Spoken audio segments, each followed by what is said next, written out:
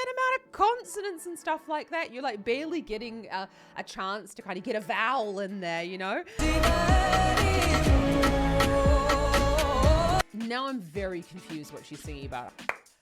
Let me have a look what the song's about. I feel like it's about peace.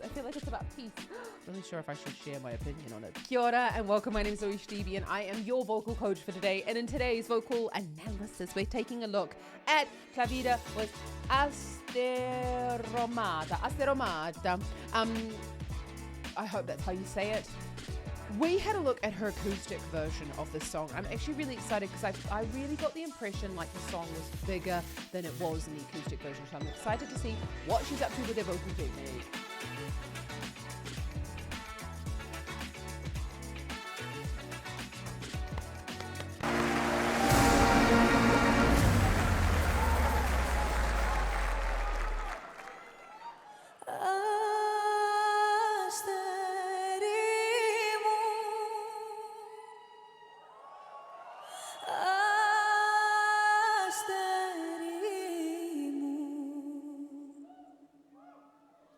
Γλυκιά μου μάνα μη μου κλαις, μαύρα κι αν σου φορούνε. Can I just take a moment to say how hard that is to do all of those out of my wheelhouse. I'm not going to try and copy her. Absolutely beautiful, lovely precision. We've got this slightly thicker vocal fold, a little bit of twang going on, and that's creating that kind of cry.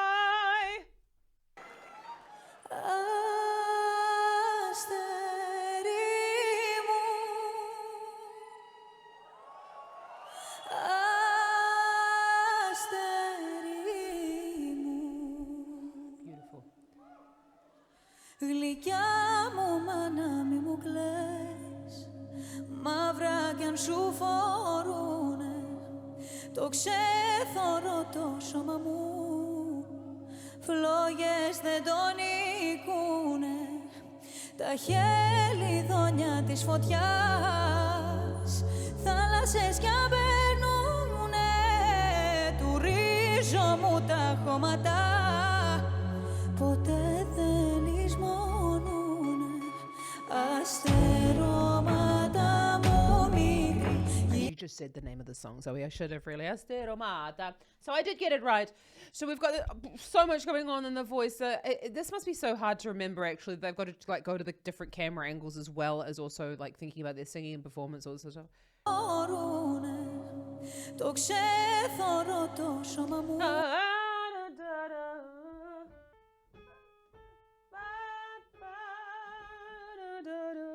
So we're on the G sharp 4 there, sort of like tinkling around that area. So we've got this really lovely, we like to call it thick, thin vocal folds. I know this is like really, this is like what basically, this is where we would call this mixed sound. It's not a, we're not sort of having that quite thick, that super thick closure. Absolutely perfect here. Το ξέθωρο το σώμα μου, φλόγες δεν τον νικούνε, τα χελιδόνια της φωτιάς, θάλασσες κι αν περνούνε, του ρίζο μου τα χώματα, ποτέ δεν λησμονούνε, αστερώματα μου μικρή, γύρε να σε στα γεια σου τα δάκρυα, τα χείλη μου να σβήσω, αστερώματα μου μικρή, γύρε μου να σε πιάσω, τα ξεχάσω. Okay, so we've actually got quite a similar voice quality going on. So we've got this like this kind of cry sound going on there, very thick, thin vocal folds. So we've got a thick vocal fold closure, but it's the little bit of twang is causing the thinner. And we've got quite a considerable amount of thyroid tilt, which is the main difference between speaking and singing, and that's really what we're hearing. This we're hearing quite a lot of tilt in that sound. Τα δάκρυα, τα χείλη μου να σβήσω.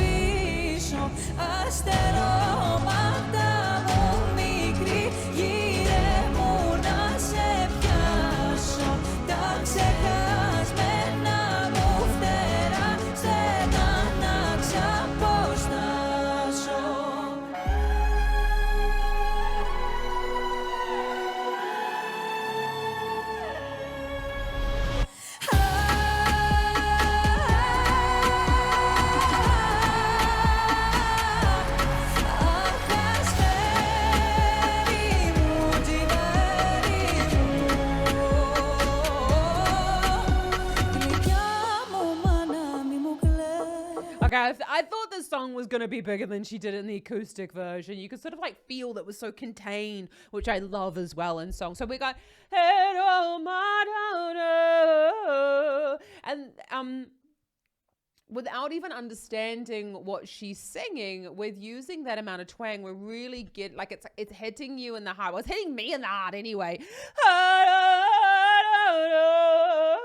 You know, you're sort of getting that sound, and it actually allows for again, I'm not making fun of, I don't know this song very well. It sounds like I'm making fun of it. I'm not. Yeah. That cry, very visceral sort of sound is something that we use a lot in kapa haka, because that's what we're really crying out for. Because what was the main reason why we sang? We sang in extreme happiness, and we sang in extreme pain, and at funerals and things like that. So this is where this emotional, the emotions are coming out of it when we kind of take sound or singing back to its kind of primal reason for singing.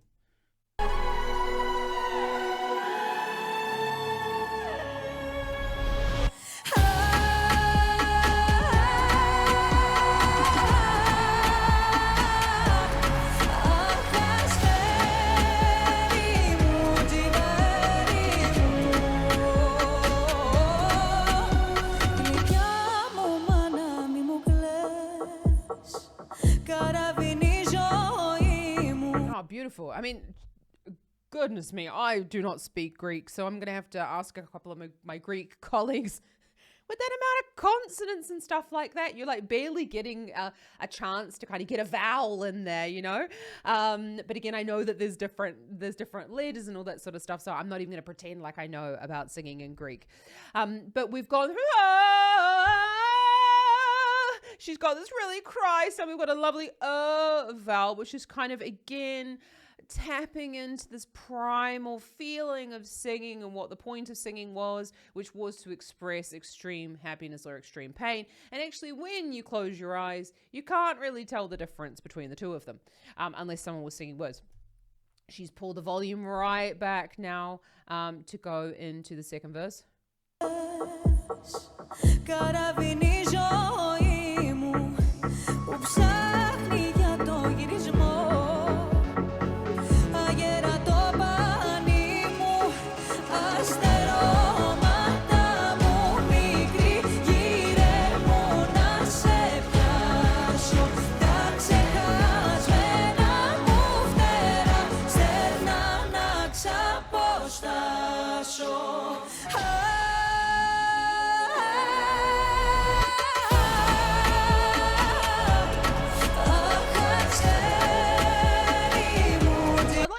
These songs do in the public vote without all of the schnick schnack behind them with the, you know, with the screens and stuff like that. When you're gigging around and touring, you sure as shit don't have these types of screens behind you. Now I'm very confused what she's singing about. I know I had a look at the lyrics before, but it's escaped me. So when we've got this, when she's going into the, she's got a very, you know, a chest voice sound with a bit of breath coming in. That just means that the vocal folds are opening slightly from the back.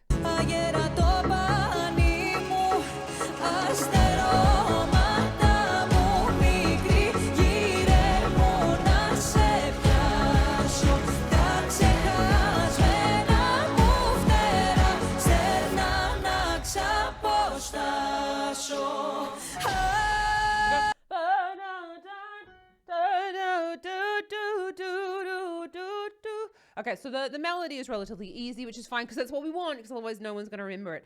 So we got, again, this chest voice quality, but the fact there's so much thyroid tilt in there, and that's where the larynx, so the thyroid, which is the little knobble, the Adam's apple, or the Edwina's apple, as I call it for myself, where we've got the Adam's apple there, and it tilts forward in order to allow the vocal folds to thin for us to go further up in the range. But first you must get a bit of vocal fold closure lower down in your range. If you are wanting to sing better, it is a must. So you need to check out my free singing lesson in the description below. No matter what level you're at, this is really where I begin And if you are interested in taking your singing to the next level and singing with more stability and more security, actually like knowing what on earth I'm talking about when I'm going through these things in the videos, then I want you to check that out. And you can apply for my online singing school, the Vocal Academy. We are currently taking on one-to-one students where you get 2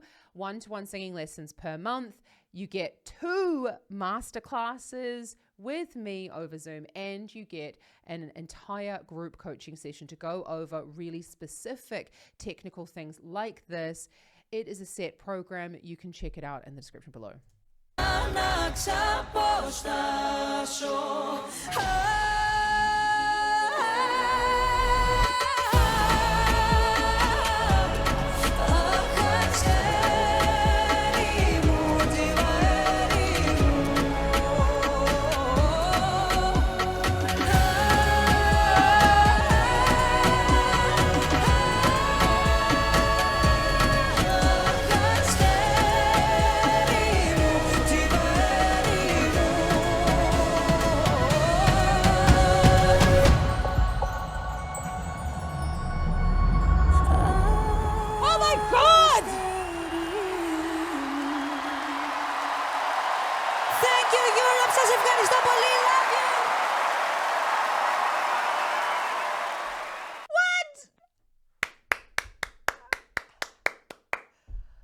Look what the song's about. I feel like it's about peace. I feel like it's about peace.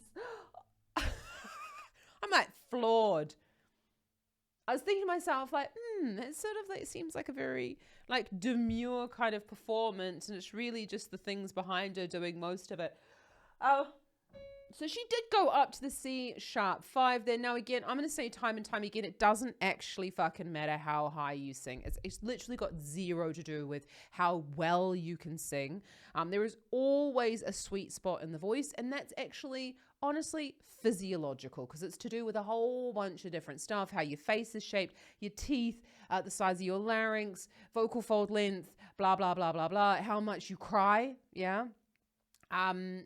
Yes, that really makes a difference, I have found. And that's just literally on a study of me asking my CU students. But it really does make a difference in the sound on how well you have practiced it. Also about your accent and also the melody of your first language makes a huge difference when it comes to singing. But we can change all of that, and we can actually learn to do all of that and improve your singing. I really do believe that anyone can learn to sing. So she does go up to the C#5. It really didn't sound very high, and I feel like that's because she did tend to sit the whole song, and it's like the which is really hard actually to sit with a lowered larynx position on those notes. Could also be a little bit to do with the size of the larynx as well, because that does change the timbre. A larger larynx will have a darker sound, just like my larger guitar has a darker sound than, say, my ukulele here. Yes, that's a baritone ukulele. So that's just to do with the size of the instrument, and that's also to do with the size of the instrument in here. As I say, lots and lots and lots of other different things coming in there as well. But Klavdia, absolutely beautiful. Bravo, bravo. Such a beautiful performance, and I love the way that she goes, she's sort of almost crying out. Like, I really felt like my body was having sort of like a visceral reaction to her song, although I had no idea what she was talking about. And that's really what we want to instill in our performances, and what we really want to instill in our audience, that we are making these sounds that make them feel things. And I love that she kept her eyes open as well for the whole performance, because the eyes are the window to the soul, and that's how we really get to suck our audience in. So absolutely beautiful performance. What do you think about the Eurovision? What do you think about the results? I think this song's really freaking good, so I think I like that. That's why she did well. I'll leave it at that. I'm not really sure about the other things. I'm not really sure if I should share my opinion on it. But anyway, let me know down in the comments. Sound off. I'd love to hear from you. Who you thought should have won? Who you thought should have won? But Greece did really, really well. And that is also a really, really strong performance. Really strong performance. Strong song. Great. Love it. Love that she was speaking in Greek as well, because I'm obsessed with like all the languages in the world. And I think that it's beautiful. And I think that there should be more of it. And I love that there was so many different languages as well at the CS Eurovision, because English is boring. if you only have a show in English with all these beautiful languages from around the world, and they're so expressive in their own different ways. And we don't all need to understand what's being said. Anyway, check out some more Eurovision up here. If you want singing lessons, check out the link in the description below. I am accepting a very, very, very small handful of one-to-one students in my online singing school, the Vocal Academy. And just remember, anyone can learn to sing, and I'd love to see you around. Happy singing, ka kite anō.